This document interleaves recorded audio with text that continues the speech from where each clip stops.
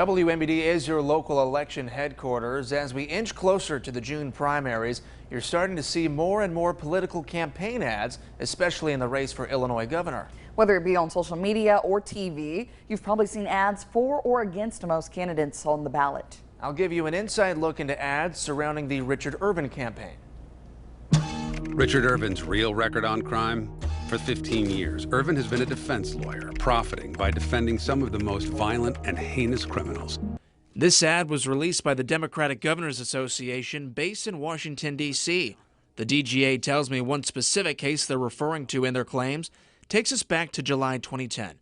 Richard Irvin was a defense attorney and represented Luis Hernandez of Geneva. Hernandez was facing criminal sex abuse charges involving a child. Irvin tried to withdraw from the case, but the judge denied his request after figuring out Irvin had already received $4,000 from Luis and his family. The Irvin campaign tells me Mayor Irvin did not want to withdraw from the case because of the money, but because the campaign says the defendant was calling the victim, who was a family member, from the jail, urging them to flee the country. This all in hopes the victim would not be able to testify against him.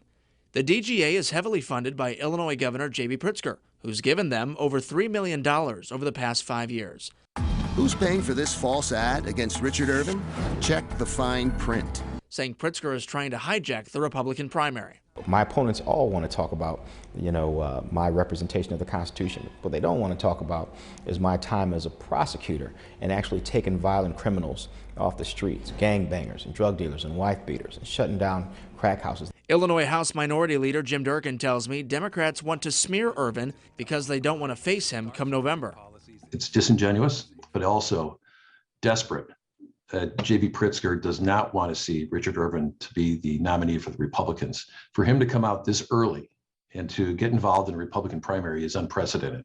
And this wouldn't be the first time Pritzker and his allies have gotten involved in a GOP primary.